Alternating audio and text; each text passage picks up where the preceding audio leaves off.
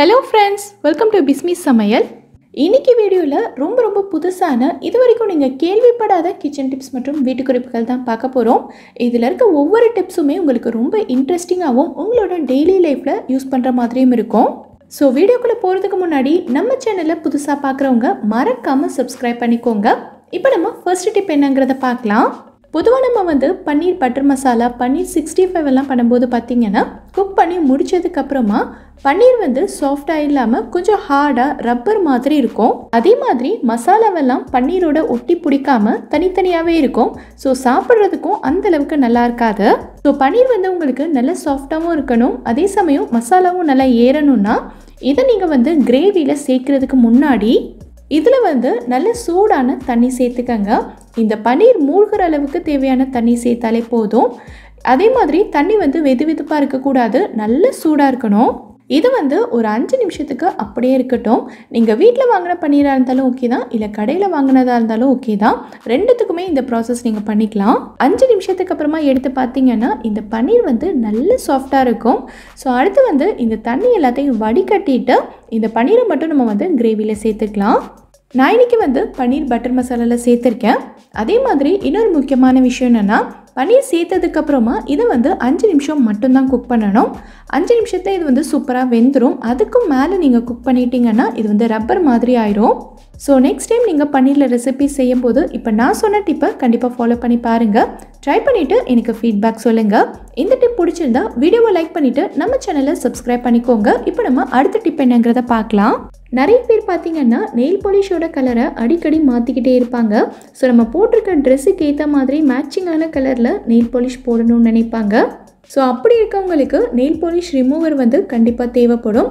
Suppose உங்ககிட்ட nail polish remover இல்லை அப்படின்னா ரொம்ப ஈஸியாக இதை எப்படி ரிமூவ் பண்ணுறதுன்னு நான் சொல்கிறேன். இப்போ பார்த்தீங்கன்னா இது நல்லா ட்ரை ஆயிருச்சு. இது போட்டு 2 நாளைக்கு அப்புறமா தான் இந்த கிளிப்பிங் நான் எடுத்திருக்கேன். இதுக்கு நம்ம யூஸ் பண்ண போகிறது பார்த்தீங்கன்னா பெர்ஃப்யூம் தான். உங்கள் வீட்டில் இருக்கிற எந்த பெர்ஃப்யூம் வேணாலும் யூஸ் பண்ணிக்கலாம். இதை நெயில் பாலிஷில் லைட்டாக ஸ்ப்ரே பண்ணிவிட்டு ஒரு 2-3 செகண்ட் அப்படியே விட்டுருங்க. அதுக்கப்புறமா தொடச்சிங்கன்னா ஈஸியாகவே வந்துடும். ஒரு டிஷ்யூ இல்லைனா பழைய கிளாத் ஏதாவது இருந்ததுன்னா யூஸ் பண்ணிக்கலாம். இல்லை நீங்கள் இதை கொஞ்சமாக டிஷ்யூவில் ஸ்ப்ரே பண்ணிவிட்டு கூட தொடச்சிக்கலாம். ஓரங்கள்லாம் பார்த்தீங்கன்னா கொஞ்சம் அழுத்தி தான் துடைக்கணும், ஆனால் தொடச்சோன்னா சூப்பராக போகும். ஸோ நெயில் பாலிஷ் ரிமூவர் இல்லாத சமயங்களில் இது உங்களுக்கு ரொம்பவே ஹெல்ப்ஃபுல்லாக இருக்கும். ஸோ கண்டிப்பாக ட்ரை பண்ணி பாருங்கள். இப்போ நம்ம அடுத்த டிப் என்னங்கிறத பார்க்கலாம். பொதுவாகவே நம்ம புதினா, மல்லி, கருவேப்பிலை இந்த மாதிரி இலைகள்லாம் ஒரு டப்பாக்குள்ளே போட்டு ஃப்ரிட்ஜில் தான் ஸ்டோர் பண்ணி வைப்போம். இதெல்லாம் நம்ம ஃப்ரிட்ஜில் ஸ்டோர் பண்ணணுங்கிற அவசியமே கிடையாது. அதே மாதிரி நம்ம டப்பாவாக ஃப்ரிட்ஜில் வைக்கும்போது குட்டி ஃப்ரிட்ஜ் வச்சுருக்கவங்களுக்கெல்லாம் நிறைய இடத்த அடைக்கிற மாதிரி இருக்கும். இப்போ நான் சொல்கிற மாதிரி நீங்கள் வச்சிங்கன்னா வெளியிலே வச்சு யூஸ் பண்ணிக்கலாம். ஒரு வாரத்துலேருந்து 10 நாள் வரைக்கும் இதோட பசுமை மாறாமல் ஃப்ரெஷ்ஷாகவே இருக்கும். புதினாவில் இருக்கக்கூடிய காஞ்ச இலை, கருப்பான இலை எல்லாத்தையும் நம்ம எடுத்துடணும், இல்லைனா மற்ற இலைகளும் சேர்ந்து கெட்டு போயிடும். இதை நம்ம காம்போடையே தான் வைக்க போகிறோம். ஸோ அடியில் இருக்க இலையை மட்டும் நம்ம பிச்சு எடுத்துடலாம். அடுத்து இந்த மாதிரி ஒரு கிளாஸ் எடுத்துக்கிறேன். இதில் நான் கொஞ்சமாக தண்ணி சேர்த்துக்கிறேன். கிளாஸ் தான் எடுக்கணுங்கிற அவசியம் கிடையாது. நீங்கள் பிளாஸ்டிக் கப் இல்லை ஏதாவது வாட்டர் பாட்டில் இருந்ததுன்னா அதையே கட் பண்ணி யூஸ் பண்ணிக்கலாம். இப்போது இதில் நம்ம புதினா எல்லாத்தையும் வச்சிடலாம். தண்ணி ரொம்ப சேர்க்க வேண்டாம், இந்த காம்பு பகுதியில் மட்டும் தண்ணி இருந்தால் போதும். அடுத்து இந்த மாதிரி ஒரு பிளாஸ்டிக் கவர் எடுத்து இதை க்ளோஸ் பண்ணி நம்ம அப்படியே கிச்சன்லேயே வச்சுக்கலாம். ஆனால் அடுப்பு பக்கத்தில் ரொம்ப சூடான இடத்துலலாம் வைக்காமல் கொஞ்சம் குளிரான இடத்துல, அதாவது தண்ணி எல்லாம் வச்சுருப்போம்ல அது பக்கத்தில் இதை நீங்கள் வச்சிட்டிங்கன்னா அப்படியே ஃப்ரெஷ்ஷாக இருக்கும். புதினா மட்டும் இல்லை, மல்லி இலை, கருவேப்பிலை கூட நம்ம இதே மாதிரி ஸ்டோர் பண்ணிக்கலாம். இலைகளில் தண்ணி படாமல் காம்பு பகுதியில் மட்டும் தண்ணி இருக்கிற மாதிரி பார்த்துக்கோங்க. ஆனால் இந்த தண்ணியை நம்ம ஒரு நாள் விட்டு ஒரு நாள் மாற்றிக்கிட்டே இருக்கணும். தண்ணியை மாற்றாமல் விட்டுட்டோம் அப்படின்னா இலைகள் எல்லாமே அழுக ஆரம்பிச்சிடும். ஸோ கண்டிப்பாக தண்ணியை மாற்றிக்கோங்க. ஸோ இந்த மாதிரி நம்ம வச்சாலே போதும். ஃப்ரிட்ஜில் வைக்காமலேயே ஒரு வாரத்துலேருந்து 10 நாள் வரைக்கும் நல்லா ஃப்ரெஷ்ஷாகவே இருக்கும். ஸோ கண்டிப்பாக ட்ரை பண்ணி பாருங்கள். நம்ம வீட்டில் காலையில் சாயந்தரம்னு எப்போ பால் காய்ச்சினாலும் சரி அடுப்பு பக்கத்துலேயே நின்று தான் நம்ம காய்ச்சின மாதிரி இருக்கும். கொஞ்சம் கவனிக்காமல் விட்டுட்டு அங்கே இங்கே நகர்ந்துட்டாலும் கூட ஒரு செகண்டில் பாலெல்லாம் டக்குன்னு பொங்கி வலிஞ்சிரும். ஸோ இந்த அடுப்பு ஃபுல்லாகவே நமக்கு க்ளீன் பண்ணுற மாதிரி இருக்கும். இனி அந்த டென்ஷன் நமக்கு கிடையாது. எவ்வளோ நேரம் ஆனாலும் சரி பால் பாத்திரத்துலேருந்து பொங்கி வெளியில் வரவே கூடாதுன்னா இப்போ நான் சொல்கிற மாதிரி செஞ்சுக்கோங்க. நம்ம பால் காய்ச்சும் போது கூடவே இந்த மாதிரி ஒரு சின்ன கிண்ணத்தையும் உள்ளே போட்டு வச்சுருங்க. இந்த பாத்திரத்தில் நான் எப்போவுமே 1/2 லிட்டர் பால் தான் சேர்ப்பேன். ஆனால் இன்றைக்கி வந்து 600 ml சேர்த்துருக்கேன். அது மட்டும் இல்லாமல் இதை வந்து நான் சின்ன அடுப்பில் வச்சு தான் காய்ச்சுவேன்.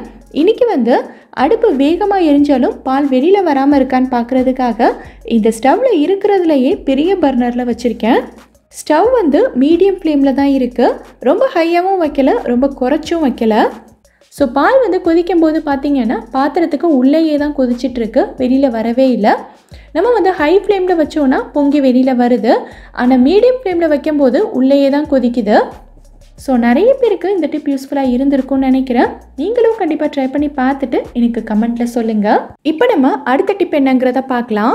வீட்லேயே நம்ம வந்து பிரெட் சாண்ட்விச் எல்லாம் பண்ணும்போது 2 பிரெட்டுக்கும் நடுவில் ஸ்டஃபிங் வச்சுட்டு தோசைக்கல்ல போட்டு டோஸ்ட் பண்ணி எடுப்போம். அந்த மாதிரி எடுக்கும்போது 2 பிரெட்டும் ஒன்றோடு ஒன்று ஒட்டாமல் ஸ்டஃபிங் தனியாக பிரெட்டு தனியாக பிரிஞ்சு வந்துடும். ஸோ பிரெட் ஸ்லைசஸ் வந்து தனித்தனியாக பிரியாமல் ரெண்டுமே ஒன்றோடு ஒன்று ஒட்டி நம்ம கடையில் வாங்கின சாண்ட்விச் மாதிரியே இருக்கணும்னா என்ன பண்ணணுங்கிறத பார்க்கலாம். இதுக்காக தனியாக சாண்ட்விச் மேக்கர்லாம் இருக்குது. ஸோ அதெல்லாம் நமக்கு தேவையே இல்லை. பிரெட்டை வந்து தோசைக்கல்ல போட்டதுக்கப்புறமா இந்த மாதிரி ஒரு தட்டு எடுத்துட்டு அதை வந்து அப்படியே பிரெட் மேலே வச்சுட்டு இதுக்கு மேலே நம்ம வந்து ஒரு வெயிட் வைக்கணும். ரசத்துக்கு மிளகு சீரகம் எல்லாம் நுணுக்கிறதுக்கு இடிக்கல் வச்சுருப்பீங்கள்ல, அதை வச்சுக்கலாம். அது இல்லாததுனால நான் இந்த மாதிரி ஒரு கல் வச்சுக்கிறேன். இது வந்து நான் இஞ்சி தட்டுறதுக்கு யூஸ் பண்ணுவேன். இதுவும் இல்லை அப்படின்னா நீங்கள் ஒரு பாத்திரத்தில் தண்ணி பிடிச்சி அதையே தட்டுக்கு மேலே வச்சுக்கலாம். ஸோ இந்த மாதிரி செய்யும்போது மேலே வெயிட் இருக்கிறதுனால ப்ரெட்டும் ஸ்டஃபிங்கும் ஒன்றோடு ஒன்று ஒட்டிக்கும், அடுத்து பிரிஞ்சுக்கிட்டு வராது. இதை வந்து நான் டிஃபன் பாக்ஸில் வைக்க போகிறதுனால இதை பேக் பண்ணுறதுக்காக ஆடி யூனிராப்போட பேப்பர் ஃபாயில் எடுத்திருக்கேன். ஸோ இந்த மாதிரி நம்ம பேக் பண்ணி கொடுத்து அனுப்பும்போது குட்டீஸ்க்கு எடுத்து சாப்பிட்றதுக்கும் ரொம்ப கம்ஃபர்டபுளாக இருக்கும். அதே மாதிரி கையிலையும் ஒட்டாது, கீழேயும் சிந்தாது. இந்த ப்ராடக்ட் உங்களுக்கும் வேணும்னா டிஸ்கிரிப்ஷனில் லிங்க் இருக்குது, செக் பண்ணி பாருங்கள். நம்ம எல்லார் வீட்லேயுமே பொதுவாகவே காலிஃப்ளவர் ஃப்ரை பண்ணுவோம். எல்லா குட்டீஸ்க்குமே ரொம்ப பிடிச்ச ரெசிபி இது. இந்த காலிஃப்ளவர் ஃப்ரை பண்ணும்போது பார்த்திங்கன்னா நிறைய பேருக்கு கிறிஸ்பியாகவே வராது.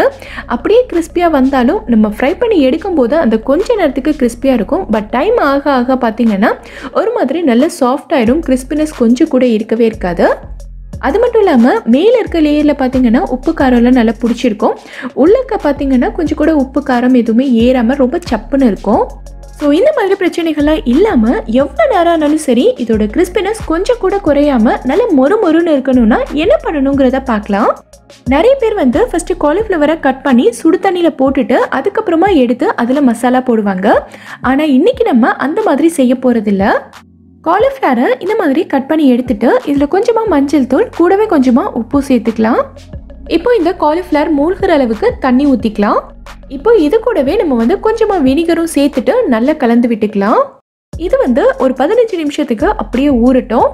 இந்த மாதிரி நம்ம செய்யும்போது என்ன ஆகும்னா காலிஃப்ளவரில் ஏதாவது புழு பூச்சியெல்லாம் இருந்ததுன்னா அது எல்லாமே வெளியில் வந்துடும்.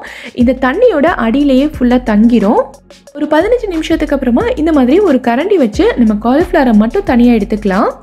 இப்போ இதில் நீங்கள் மசாலா சேர்த்து ஊற வைக்கும் போது இதில் உப்பு காரம் எல்லாமே நல்லா ஏறும். இதை நீங்கள் ஃப்ரை பண்ணும்போது ரொம்ப கிறிஸ்பியாக இருக்கும். இந்த கிறிஸ்பினஸ் ரொம்ப நேரத்துக்கு இருக்கும்.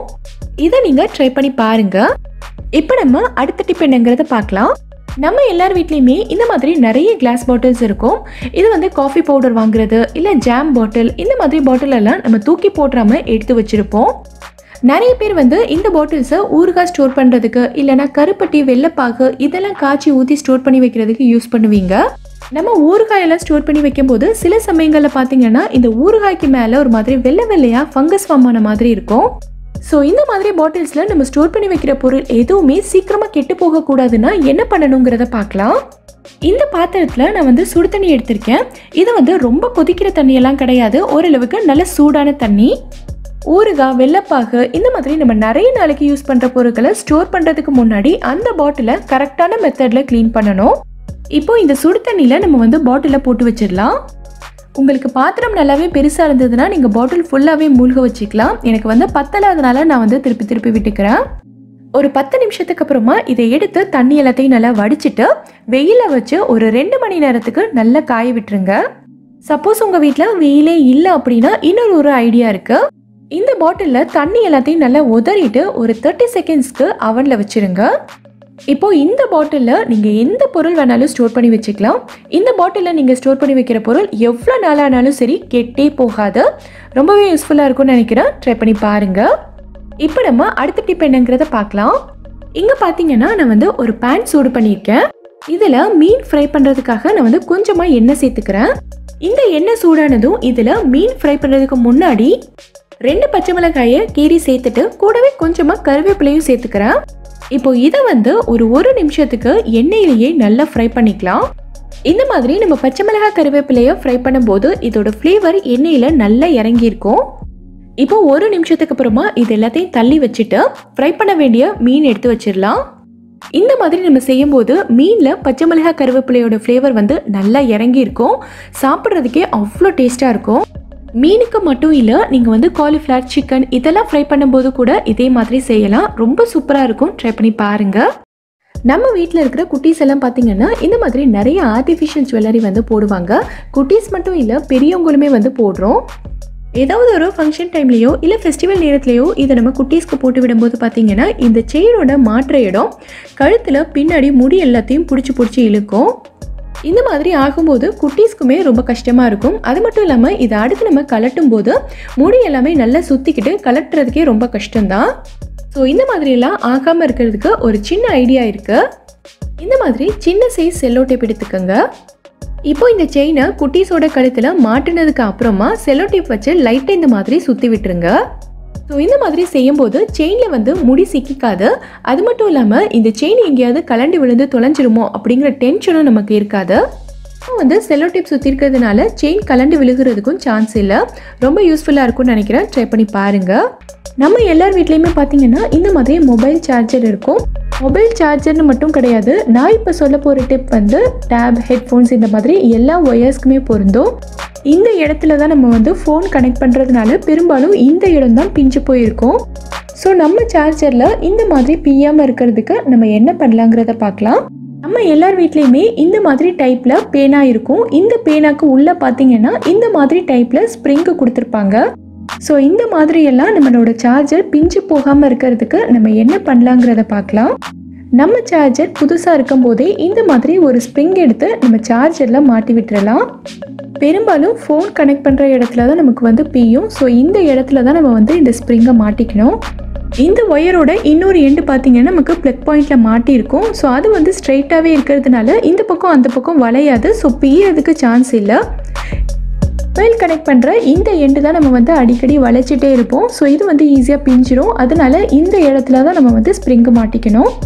இப்போ ஸ்ப்ரிங் மாட்டினதும் பார்த்தீங்கன்னா இந்த ஒயர் நமக்கு வளையவே வளையாது, ஸ்ட்ரைட்டாக தான் இருக்கும். ஸோ இனிமேல் வந்து பிய்யறதுக்கு சான்ஸ் இல்லை. இந்த டிப்பை நீங்களும் ஃபாலோ பண்ணி பாருங்கள். ரொம்பவே எஃபெக்டிவாக இருக்கும். இந்த மாதிரி எக்ஸ்டெண்டர் பார்த்தீங்கன்னா நம்ம எல்லார் வீட்லேயுமே இருக்கும். இதை வந்து நம்ம என்ன தான் சுற்றி வச்சாலும் சரி மறுபடியும் கலண்டுட்டே தான் வரும். ஒன்றோட ஒன்று பின்னிக்கிட்டு எடுக்கிறதுக்கே ரொம்ப கஷ்டமாக இருக்கும். இந்த எக்ஸ்டெண்டரை மறுபடியும் பிரிஞ்சிட்டு வராத மாதிரி ஒரு சூப்பரான மெத்தடில் நம்ம மாட்டி வைக்கலாம். எப்படிங்கிறத இப்போ பார்க்கலாம். எக்ஸ்டெண்டரை இந்த மாதிரி எடுத்துட்டு இடது கையை இந்த இடத்துல வச்சுக்கோங்க. இதை வந்து மேலே இருந்து கீழே சுற்றக்கூடாது. அப்புறம் நமக்கு ப்ளக்கு கரெக்டாக மாட்ட வராது.